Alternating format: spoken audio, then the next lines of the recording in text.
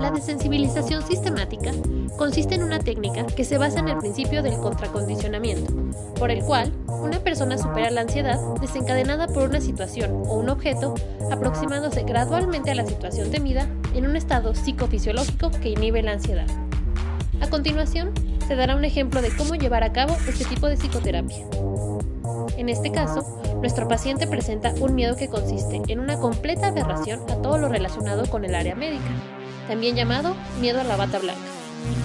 La importancia de este problema recae en las repercusiones que pudiera tener, como por ejemplo, una negación completa por parte del paciente en acudir a cualquier servicio médico, así como un desapego a un tratamiento, o en otro escenario, un diagnóstico erróneo por falta en una exploración física. La terapia de desensibilización consiste en 3 pasos. La primera es explicar al paciente en qué consiste la terapia. La número 2 es la jerarquización de miedos, siguiendo con una terapia de relajación. Y por último, la desensibilización como tal. A continuación, se ahondará en cada uno de estos pasos. Tras haberle explicado al paciente, proseguiremos con la jerarquización de miedos. En esta, haremos junto con el paciente un listado de las cosas que le ocasionan ansiedad con respecto a su miedo. Es necesario ordenar estas de menor a mayor, es decir, primero las situaciones que menos ansiedad le generen y al final lo que le genere una mayor ansiedad. El segundo paso consiste en la práctica de métodos de relajación.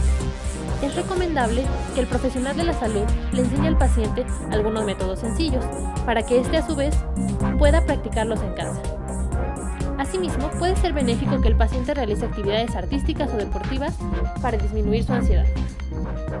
Tras haber concluido los pasos anteriores, ha llegado el momento de desensibilizar de su miedo a nuestro paciente. Primero, es importante, antes de empezar con este último paso, que nuestro paciente se encuentre totalmente relajado. Cumplido lo anterior, se comenzará a exponer al paciente a cada una de las situaciones de miedo de su listado, comenzando por la que le genere menos ansiedad. Por ejemplo, comenzaremos con el miedo a pensar en acudir al médico que listó nuestro paciente. Progresivamente, y solo si el paciente continúa relajado, se irá subiendo a situaciones cada vez más estresantes para alcanzar, por último, el miedo mayor. Nuestro paciente va a ir avanzando en su lista. Se expondrá a la espera en una sala de hospital, así como a una entrevista por parte del médico. Para finalizar, el paciente deberá estar expuesto a una exploración física por parte del profesional de la salud. Este era su mayor miedo en el listado. Este paciente debe aprender a enfrentar este miedo con una actitud relajada y sin la presencia de ansiedad. Es importante que el profesional de la salud esté en todo momento en la terapia, acompañando al paciente, brindándole su apoyo y preparado para alguna complicación. Este proceso culminará en el éxito de la erradicación del miedo a la bata blanca. Técnica de inundación. La técnica de inundación se ha aplicado con éxito desde mediados de la década de los 70. Su base es el uso de la imaginación a través de la relajación para enseñar al paciente a enfrentar eventos de temor.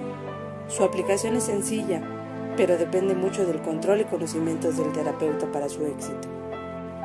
Los creadores de la técnica de inundación fueron Maurer Baum y Thomas G. Stanfrey a finales de 1960. Maurer Baum fue quien propuso el término de inundación a un conjunto de técnicas para extinguir las respuestas de evitación. En la terapia de inundación se expone al cliente a estímulos ansiógenos de gran intensidad. Se basa en la extinción de una respuesta condicionada clásicamente ante estímulos ansiógenos, que se supone son estímulos condicionados que elicitan respuestas de evitación. Mediante la exposición repetida del paciente ante estos estímulos condicionados en su intensidad máxima, los estímulos terminan perdiendo su capacidad de provocar miedo. De esta forma, después de una exposición prolongada a los estímulos ansiógenos, dejan de elicitar ansiedad. La técnica de inundación se define por 2 características. 1. La exposición forzada a los estímulos condicionados elicitadores de miedo. Y 2. Mantenimiento de las respuestas de evitación inoperante o infactible. Castro, 1979. En sus inicios, esta técnica se empleó para casos clínicos. Actualmente se ha llevado con éxito para casos de ansiedad, de agorafobia y de obsesión, sobre todo en pacientes con miedos o temores a volar, a ser evaluados, a asumir riesgos o a enfrentarse a la realidad de forma general. Esta terapia se basa en el hecho de que la ansiedad no puede mantenerse indefinidamente en el tiempo, sino que se comporta como una onda. Es decir, al enfrentarnos al estímulo temido, nuestra ansiedad subirá, pero si no escapamos, si nos quedamos a enfrentarnos con nuestro miedo, al cabo de unos minutos, esa ansiedad irá descendiendo por sí sola.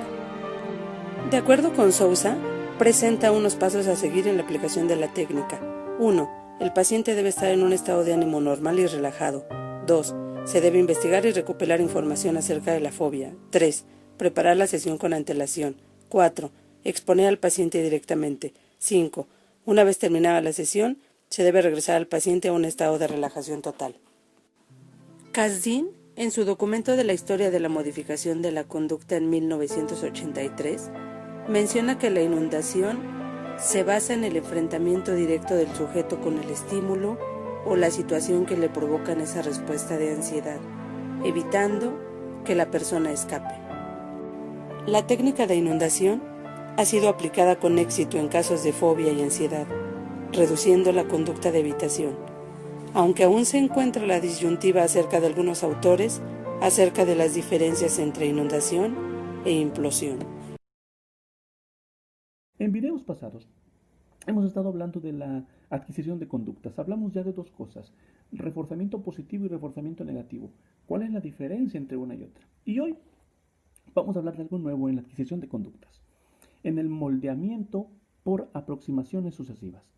Y es que los dos anteriores, en la mayoría de las veces, el sujeto posee conductas que necesitamos moldear, posee conductas que necesitamos cambiar.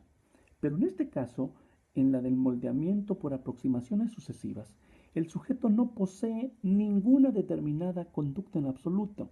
Es decir, jamás se ha emitido previamente una respuesta que estamos buscando, ya no digamos reforzar, sino que una respuesta que necesitamos que dé el individuo, sea alumno, sea hijo o la persona que intentemos moldear. Siendo así, se hace uso de un método llamado moldeamiento por aproximaciones sucesivas. El primer paso consiste en definir de la manera más posible o más precisa, posible, cuál es la conducta final que deseamos obtener. Entonces, una vez que se ha definido dicha respuesta terminal, se comienza por elegir una conducta más amplia dentro del cual está incluida la que debemos moldear o la que hemos previsto para que se empiece a trabajar en ella.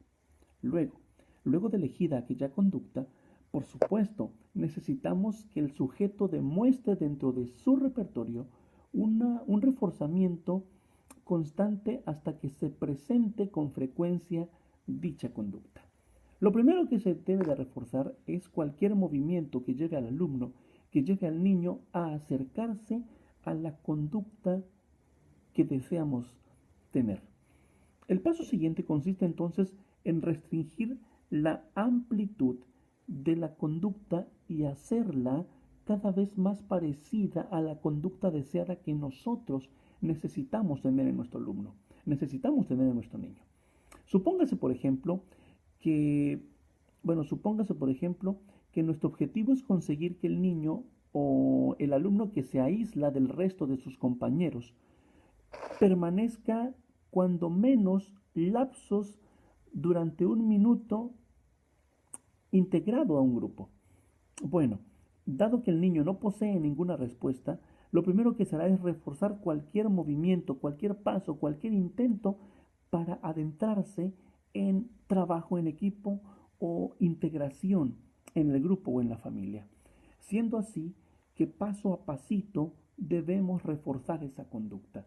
Si el alumno indica un movimiento, si el alumno tiene algo específico que nos indique que se está acercando a la conducta deseada, lo vamos a reforzar, lo vamos a analizar, lo vamos a felicitar para que el alumno repita esa conducta que necesitamos que tenga.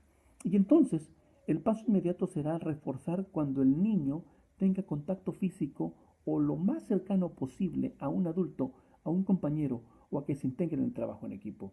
Ese es el reforzamiento o el moldeamiento por aproximaciones sucesivas.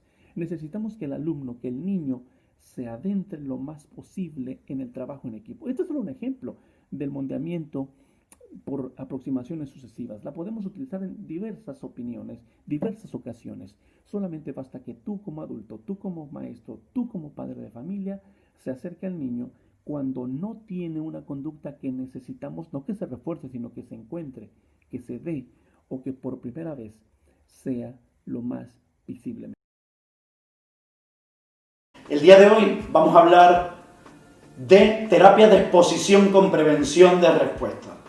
La terapia de exposición con prevención de respuesta consiste en exponernos y enfrentarnos a un estímulo de forma voluntaria.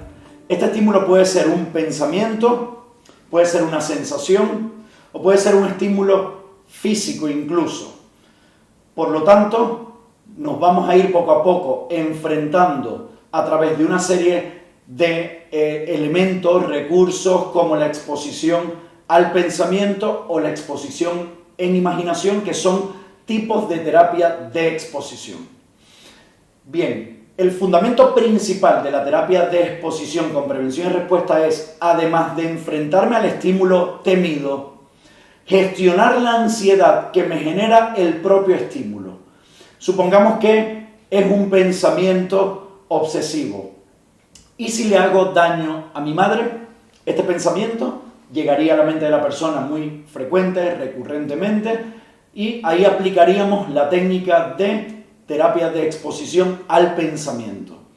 Para llevarla a cabo, lo hacemos aquí en la consulta. El paciente se tumba con los ojos cerrados y ayudamos a que el paciente piense de forma voluntaria, constante, frecuente y recurrentemente el pensamiento: ¿y si le hago daño a mi madre? Al cabo de varios minutos, al repetirlo constantemente, el paciente va a sentir ansiedad, malestar, y esta ansiedad va a subir, se estabiliza. Eso quiere decir que entra en una fase de meseta que ni sube ni baja, y luego poco a poco va a ir disminuyendo hasta que lentamente desaparece. ¿Qué va a ocurrir? Que al cabo de varios ensayos y varias exposiciones, ese pensamiento poco a poco va a perder duración, intensidad, frecuencia, y prácticamente el afectado va a dejar de sentir malestar por este pensamiento hasta que ya va a salir rápidamente de su mente.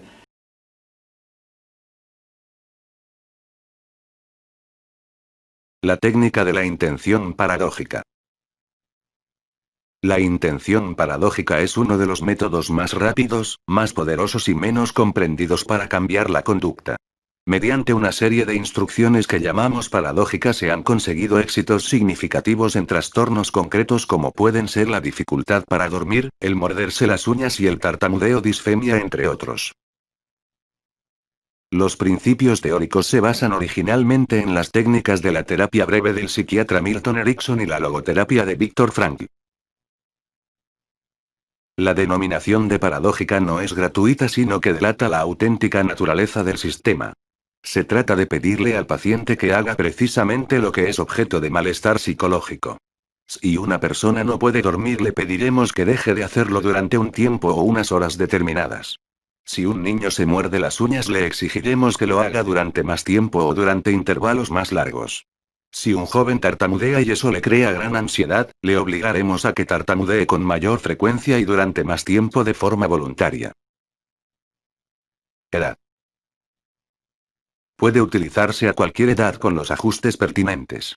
En alumnos de escuela ordinaria y de educación especial que tengan el nivel cognitivo suficiente. Puntos fuertes. Supone un recurso alternativo cuando otras estrategias más convencionales no han acabado de funcionar. Introducen elementos nuevos no esperados en las consecuencias de las conductas disruptivas y provocan en los niños o jóvenes un cortocircuito en el círculo habitual acción-reacción. Limitaciones. No hay patrones fijos a seguir. Depende de la creatividad de la persona que lo utiliza y la elección del momento y la situación. Puede provocar, si no se utiliza adecuadamente, un efecto reforzador de la conducta que intentamos controlar. Una vez utilizada una estrategia determinada, esta deja de ser sorprendente y no tendrá un efecto tan contundente como cuando se utilizó por primera vez. Aquí un ejemplo práctico susceptible de la aplicación de la técnica.